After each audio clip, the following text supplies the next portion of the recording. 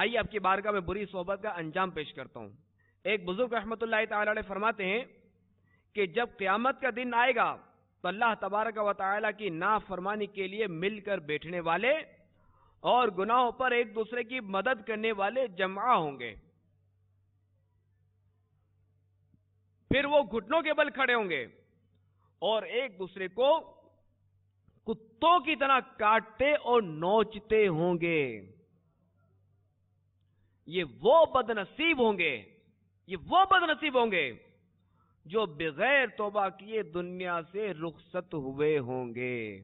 تو میٹھے اسلامی بھائیوں، اللہ تبارک و تعالی کی نافرمانی کے لیے مل بیٹھنے والوں اور گناہوں پر ایک دوسرے کی مدد کرنے والوں کا کیسا بھیانک انجام ہوگا کہ وہ ایک دوسرے کو کتوں کی طرح کاٹتے اور نوچتے ہوں گے۔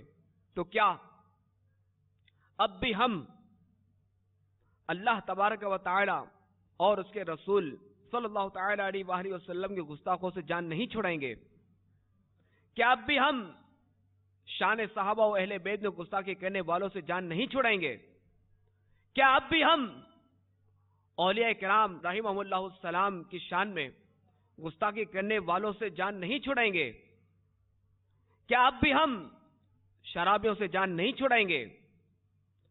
آئیے قرآن سنیے کہ بری صحبت کا کس قدر برا اثر ہوتا ہے، سنیے اور عبرت حاصل کیجیے۔ اور بے شک اللہ تبارک و تعالی تم پر کتاب میں اتار چکا کہ جب تم اللہ کی آیتوں کو سنو کہ اس کا انکار کیا جاتا اور اس کی ہنسی بنائی جاتی ہے، تو ان لوگوں کے ساتھ نہ بیٹھو جب تک وہ اور بات میں مشغول نہ ہو، ورنہ تم بھی انہی جیسے ہو۔ بے شک اللہ کافروں اور منافقوں سب کو جہنم میں اکٹھا کرے گا۔ تو ہمیں چاہیے کہ ایسوں کی صحبت سے اپنے آپ کو بچائیں۔